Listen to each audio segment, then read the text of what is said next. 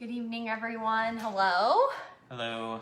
I have my Christmas sweater on here tonight. I wanted to show you guys that. Hopefully you guys are getting in the spirit of things. I really haven't settled on a title for this video. I'm just gonna put that out there. We were apparently coming up with it too last minute, so we will settle on a title later. But maybe once you hear it, you can suggest a title. Yeah, maybe you guys can help us come up with a title. So. This is our 25th episode though, which rocks. Pretty exciting. What do you think about that? It's just getting, keep moving forward. I think we've had some good episodes. Yeah, okay. And it's exciting to make it that far. I think, one of the things we've talked about just in general is once you have a goal, it's just about consistency, regardless of the outcome, regardless of how many people pay attention to what you're doing, regardless of sometimes even how good or how bad it is. You're going to have hiccups along the way. It may not be as streamlined as you want, and you have to learn to adapt and roll with it. And, I think that's what we've done and we'll continue to do. Yeah, I think it's so exciting. I was thinking about this time last year, did we imagine we would be doing this? I know I didn't. I didn't think about that at all. I didn't think we would be doing anything like this. Yeah, I think, that's why you have a structure of things that you want to do and goals that you have, but you have to be open for those being reinterpreted or for new things coming in that, may be in alignment with your goal, but not exactly how you had it planned out. And, I think, like you said, I didn't expect us to be doing this, but it's been good, and hopefully it's been helpful to some people as well. Yeah, so tonight we're talking about validation.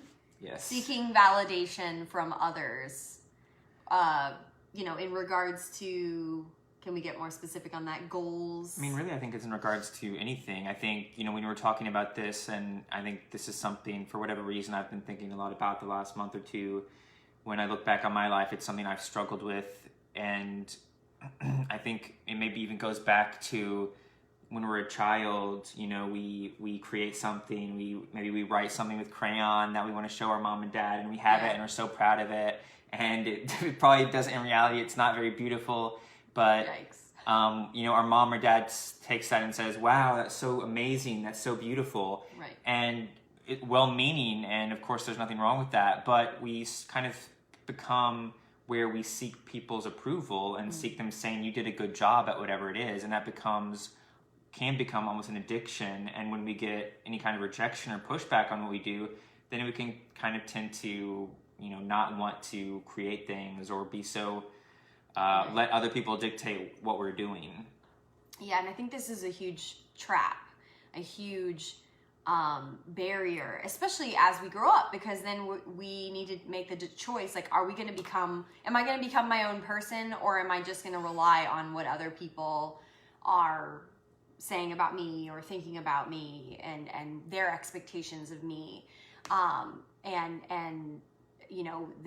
basing my life and my goals, my decisions, all on if people are going to approve of that, or if they're going to see that as a worthy pursuit, or they're going to think that this decision to whatever, it could be a million things, is the right decision, is the thing that is really going to propel me forward in life or whatever. And one thing we were discussing when we were trying to think about, okay, how do we want this episode to go and the direction, is when you do that, you put an unfair pressure, if you will, knowingly or unknowingly, on other people, because you're basically saying, hey, it's up to you how my life is going to go. Your approval, your validation in whatever area it is how I'm going to make my decisions in life. And even on that side, it's not fair to that person or those people. Yeah, I mean, if you're expecting somebody else to approve of what you're doing, whether that's you're going after a job, you've created a poem, a book, whatever it is, and you're needing them to say that was a good job, then that's kind of an unfair expectation, because it's one of those things that's kind of they don't really know is an expectation. It's a unsaid thing that we're asking for them to do. Right. And it's then if they don't respond how we want, then we are going to potentially blame them for us not being able to do the things we want to do. Yeah. And they may not even know that. Mm-hmm. And, yeah, absolutely. And it may not be, and they may or may not even be qualified to judge the work that we're putting out as well. Right. Whether they're giving good feedback or negative feedback, Yeah. It may just be totally moot in general. We need to make those decisions ourselves. So what are some traps and some things that I think that we can get into with this? I mean, we talked about, we're putting an unfair expectation on them, but what else? Yeah, I think, it's kind of one of the traps that we fall into is expecting that other people even are going to like or not like what we're doing. When I wrote a couple books, sometimes I would before I would put that out, I think one of the traps is it goes back to a lack of self-confidence, I think, and belief in ourselves. Sure. Because I would maybe ask some friends or family members to look at it and read it first, and kind of depending on what they would say, then I would either be happy with it or not, instead of trusting myself that I knew what I was writing, that I knew the content I wanted, the style I wanted. I was putting some of that burden on other people and really expecting them to pump me up and say, this is good, this is great. Right. And that's kind of a flaw. It was a flaw in myself, in not having enough confidence and belief in what I was doing to proceed regardless of what the feedback was. So I think, maybe it's not a pitfall, but it's something that we have to work on, is being confident in what we're doing and having the belief in ourselves enough to push on, even if we're not getting the feedback that we want. Right. I mean, self-confidence, I see it as a lifelong pursuit. I don't think it's, you arrive one day. But I do believe that, when I have decided to have confidence and to build my own resolve about pursuing something, it helps, because not only with what we talked about earlier, not allowing people to just have those decisions, but then I believe more in myself and I take responsibility for that decision. I go, this is my decision. I am pursuing this because I want to, because I believe it's a worthy goal. Not to say that we don't ever take into consideration what other people say. That definitely has its place. But, when we're only deciding things and we're only pursuing things because of other people, then that's not really a good reason, Yeah, and I think that you hit on a key point, is that you take that accountability and responsibility, because when we're giving away that accountability or responsibility, then we're placing our own path in somebody else's control, and we're removing ourselves from the ownership position to the victim position. Right. And yes. then, it goes back to that unfairness, whether it's communicated or not to them, that now they're in control, these people that we were expecting feedback from. And usually it's people that are very close to us. They're our parents, our spouses, our mentors, whoever, our best friends. And we're expecting them to tell us whether or not it's okay to proceed. Yeah, well, exactly. I mean, we've talked about this many times. We look to that, quote, inner circle for those words of affirmation or whatever to validate what we're doing, to make it seem okay, justify it in our own minds, instead of having that resolve within us, having that belief enough in what you're doing that it's a worthy and amazing pursuit. And I think one of the other pitfalls that we talked about is, if you get addicted to the validation of people saying, this is great, you're doing a great job, you can go down a road that maybe you don't want to go down. Right. Because maybe you see this in people like athletes, artists, musicians, who maybe their path from a young age is kind of set for them already, and they're known for a certain thing, and they've, you know, put a lot of time in, and it's hard for them to break out of that pattern if it's not something that maybe they truly love, but you're so used to hearing, you did great, you're amazing, that's so awesome. And you can become addicted to that and end up going down a path that maybe isn't best for really what you really want out of life. Yeah, and one thing I was talking about when, you know, we were discussing this is that I've experienced some of this, not completely, but, you know, to a certain extent. And I think if you are going down that path of, well, this is the only thing I feel like I can do, or, you know, if I don't pursue this, then I'm not going to have the approval of those people in life who have been kind of cheering me on, or if the only thing that you've been hearing is good feedback or whatever, maybe it's time to just step away from some of those influences just for like a time. Maybe it's, or maybe it's you spend 24 hours where you're just not having any outside influences, or maybe you're just putting yourself in a different environment, or you're just putting yourself around different people. And I found that even for me, that's been helpful. It doesn't mean that I don't appreciate those people or that they're bad. It's just that I had to realize that about myself, that I was so dependent on other people seeing my decisions, especially like with violin and things like that, as right or as the correct pursuit, that it was difficult for me to tear myself away from that. And I had a lot of ego and pride kind of wrapped up in that constant validation train, if you will, of, oh, that's Megan, she's the violin girl, you know? So I think, you know, having that, maybe finding ways to clear your mind or put yourself in a different position can be helpful in those situations. Yeah, and it doesn't have to be just, you know, creative endeavors. It can even be some characteristics. Maybe you always have been complimented as being the good kid or doing the right thing, and you can become so compliant. And you've always been praised for being compliant and going the path that others maybe wanted you to go. Right. And so then anytime when you feel like, oh, I kind of want to deviate from that, or I really want to pursue X, but I'm so used to getting this approval and doing what I'm supposed to do, then it can be very hard to deviate from that. Yeah, exactly. Any kind of, I guess, label that somebody else puts on you, we always have a choice, right? We can take that label on and say, yes, that's me. Or we can say, no, we can reject that and say, no, that's not me, or that's only a part of me. That doesn't define who I am. One thing we were talking about too is, and sort of where I got the original title for this, is this Arbonne consultant who said, sometimes we have to face grave disapproval to heal from approval addiction. And so that was another thing we were talking about, is sometimes we get a lot of disapproval of what we're doing. We're pursuing this other path or whatever, and that can actually be helpful in breaking away from that addiction, if you will, of wanting other people's validation.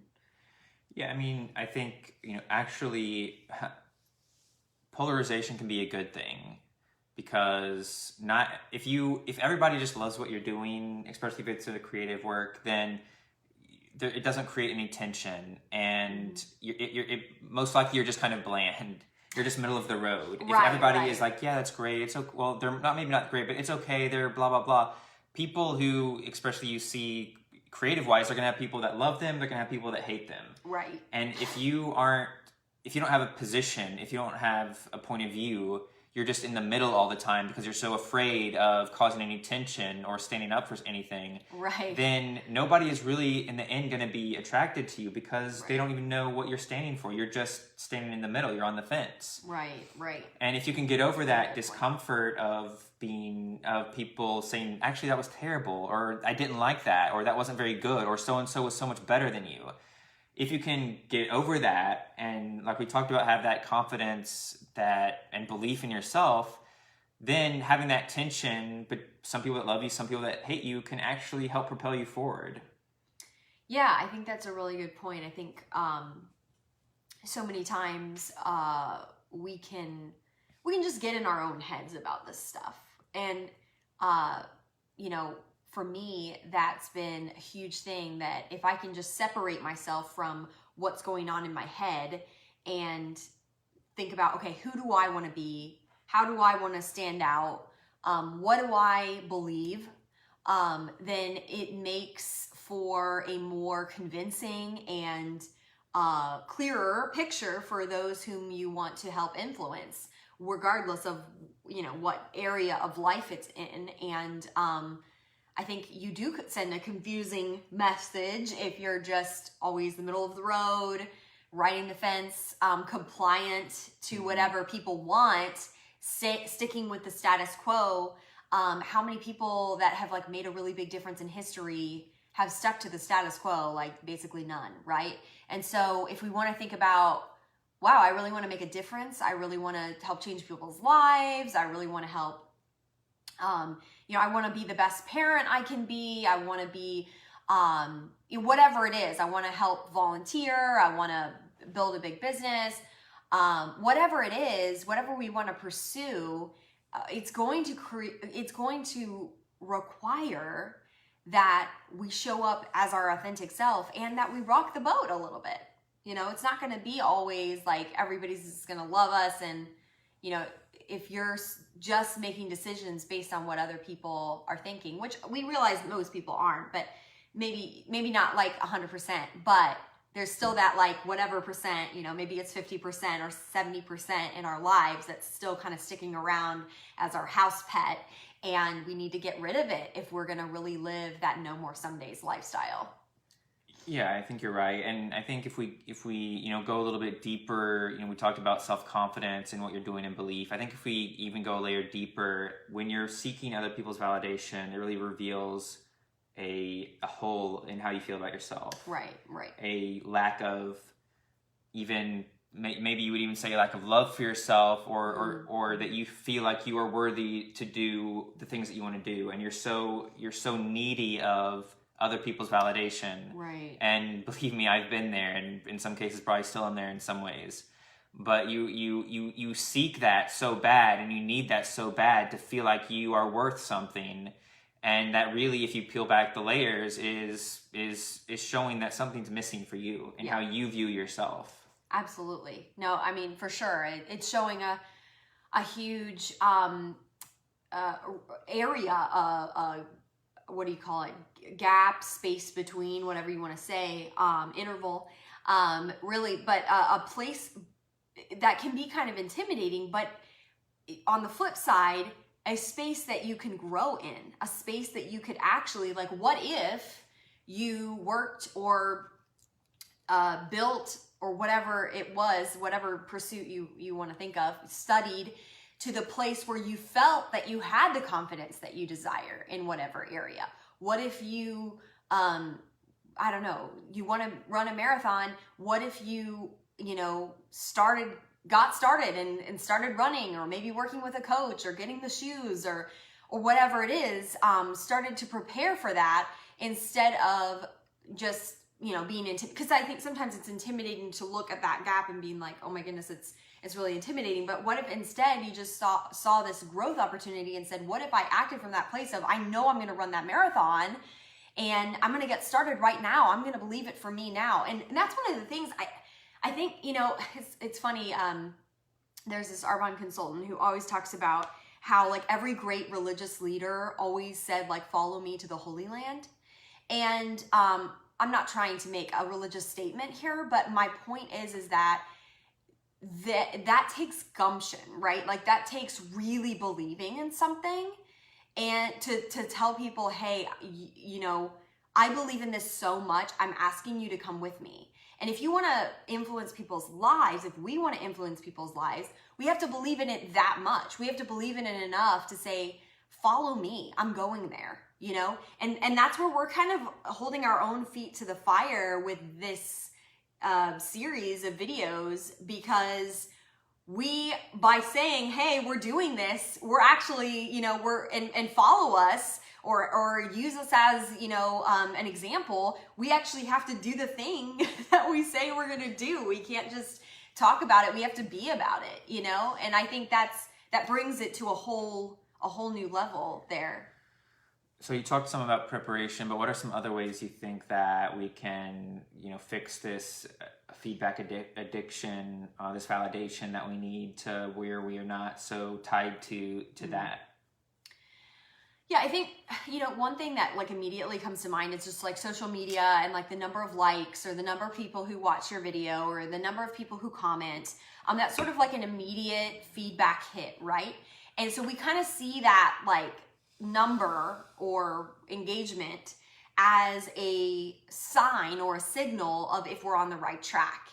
And so maybe it means that you don't, like, you immediately get off social media as soon as you do your video, or you as soon as you post your things, you're limiting your social media time to just getting the things done you need to get done.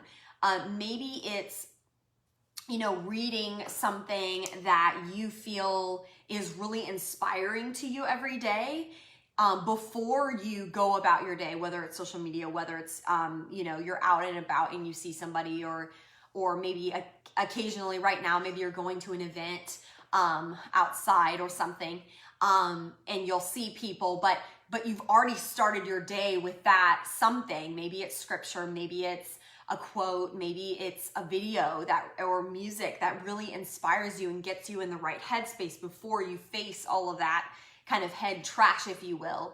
And I think that kind of already helps us to be in a different place.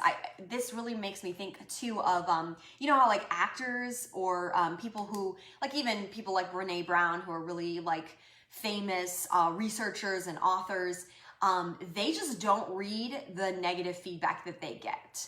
So they just don't even engage with it. And I'm not saying that that it's wrong to do that or whatever, but maybe in an appropriate context or whatever, but being limited about that. But I think that's so wise, because otherwise then it's so easy to fall down this rabbit hole of, well, it's just like Matt was talking about, there's always going to be people who disapprove of what you're doing.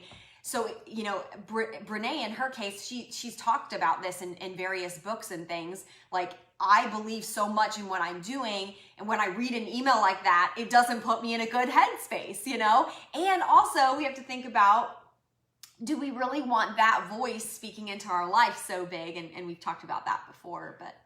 Yeah, I think with your example, I think, when, we'll just take the social media example. In my case, if I'm trying to post and grow my social media, and I notice that, it's not really growing like I want, it's not really happening like I want, I try to remind myself, okay, maybe nobody liked this, nobody commented, but did I do something that I like to do? Mm-hmm. Is this part of my goal? Am I moving in the right direction with this? Regardless of if 1,000 people liked it or 0 people liked it, was this post something I like to do? And if it was, then I can feel good about it. Yeah. If I didn't, then I really need to, I need to really dive deep and see, why am I doing this? Because we have to get to the point where we love the process, not the end result, not the likes and the adulation and the feedback. Right. And if that really is kind of to uncover, a test to uncover, are you really doing the right thing? Because if I'm just doing it for the likes, or becoming... whatever, a social media personality, an influencer, or being a public speaker that people think is great, being an author that people want to read, being, even somebody, a Bible class teacher that people want to take Bible class lessons from, whatever it is, if you aren't enjoying the process, and if you're not about the process, then you really have to think about, why am I doing this? Because you're probably not doing the right thing. Yeah, exactly. I mean, again, that goes back to, if you're only doing something because somebody else expects this of you, you're probably not enjoying the process. You're probably not doing something that you feel joy from. And sometimes people look at that and they go like, well, that's so selfish. You shouldn't like necessarily enjoy the whole process. But here's the thing. If you really enjoy something, if you really love pursuing that thing, you're going to work harder at it. You're going to do better with that thing. You're going to encourage more people, and more good is going to actually come out of that. It's less about you and you being happy, and more about your life, you really stepping into the gifts that God has given you and being able to bless other people's lives through you doing things that you really enjoy and are fulfilled in, and are setting you on fire, bringing you passion in your life. Yeah, definitely. One thing, recently I watched this movie, and I just love it. It's about this girl who basically she wishes in a fountain, she makes a wish in a fountain that she will look different than she does. She feels like she's not very pretty. And she goes to like a soul cycle class, and she ends up hitting her head. And when she comes to, she looks in the mirror and she sees the person she has wanted to look like. She sees this girl that looks whatever she wanted. It doesn't show in the movie, but she has the exact body and hair and whatever that she wanted to have in life. And it's interesting because to everyone else, she looks exactly the same. But because she looks like that, she suddenly believes that she can do all this stuff. She suddenly has confidence in herself that she can do all these things. And so it kind of goes back to what we were saying. What if you started to act in such a way that you had, and you believed and had that confidence that you can do the thing that you want to do or pursue that goal or whatever it is? How would you act differently? How would you go about your life differently? Because for her, it completely changed her results because she started acting differently and started to show up in the world differently. And obviously, that's kind of a shallow example of, how she looked. But sometimes I think we look at a part of ourselves. Maybe it's not the outward appearance. Maybe it's our public speaking abilities, or maybe it's the way that we show up and build relationships. It could be a million different things, but maybe it's something else for us. And we think, oh, well, when I get this perfect, then I'm gonna be amazing. Or, maybe other people in our life are waiting for their validation to say, oh, you do this amazing, and then I can go and pursue that thing. Instead, it has to start with us. It has to start inside, that we believe it first. And if people in our life don't believe it for us, that's okay. That's not their responsibility. It's ours. It has to start with us. And we have to say, I'm going to show you that I can pursue this thing. I can do this thing. I don't need your approval or your validation to make this thing happen. I can own my own life. Yeah, and I think one of my favorite quotes of all time, and it's skipping my mind who said it, it was a jazz musician, and he said it in the context of playing music, but he said sometimes it takes a while to find your own voice. Mm-hmm. And I think once you find that voice, then it doesn't matter what people say. Yes. You know that this is what I wanted to put out into the world. This is how I want to represent myself. This is my character. This is who I am. And regardless of the positive or negative feedback people give me, I can stand behind this. Right. And I can embody this and be proud of it. Yeah. And that's what you have to get to for people's feedback not to bother you. Now, yes, occasionally it still might bother you, but as a standard, that's what it takes for you to not be bothered by and not addicted to the positive feedback. Is once you find that voice, you'll know it. You'll know it because you'll see it and you'll feel it. There will be a feeling that is different than somebody saying, hey, that was great, that was a nice job. Right. Because it came from you, it came internal. Right. And it's a part of you. And that it's different than just a compliment from somebody else, which are nice and they're great and they're usually very welcome. Right. But it's different than that. And that's what you have to get to. And it takes some time, especially if you've been doing things to try to get people to say, hey, that was a great job. And, I think sometimes we see this in the church where people present a certain way, or especially publicly in public speaking, preaching, praying, teaching, whatever, where we have a way that we do things. And because other people have done it a certain way, then we're just going to pick this up. Instead of saying, I'm going to put my voice into this, I'm going to put my experience into this, and I may be criticized. It may look a little bit different from what other people are used to. Sure. But it's going to be, in that context, it is going to be from the Bible, and it is going to be, from my experience. And when we don't share those things, we're really depriving other people of an opportunity to learn some great things, to have some great insights, and to give them the freedom to do the same thing. Right. And depriving them of who God made you to be, Right. and your particular talents and gifts that are unique to you and what you have to offer. I think that's so true. Just being able to have that voice come from within, it doesn't mean that the negative things don't matter, but I think it means that when you hear the negative voices, it's easier to say, no, you're wrong. In your mind, I'm not saying necessarily saying it to them, but in your mind to say, I know who I am, and I know that that's not right, that that's not my path.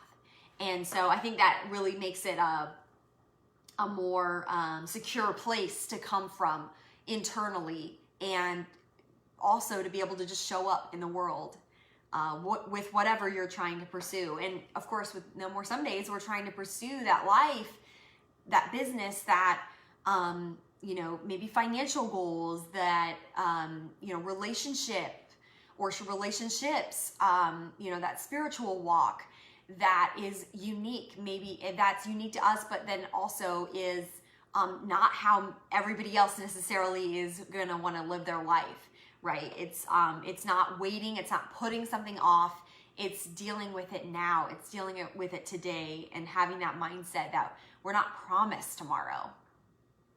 So I think that's pretty much all we have for tonight. We hope you guys really enjoyed that.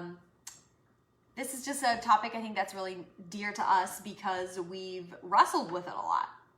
Yeah, I mean, I think it's not unique to us. I think everybody wrestles with that, but it's something that was on our minds for this week, and hopefully it will be beneficial to you.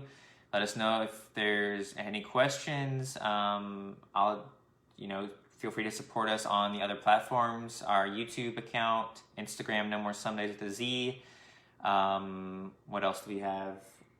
You can email us at nomoresomedays@gmail.com. I also did post our latest our video from Thursday just now on YouTube, but I will go ahead and post this one tonight on our YouTube channel as well. So, all right. Thank you guys so much for joining. We hope you have a great week. Thank you so much.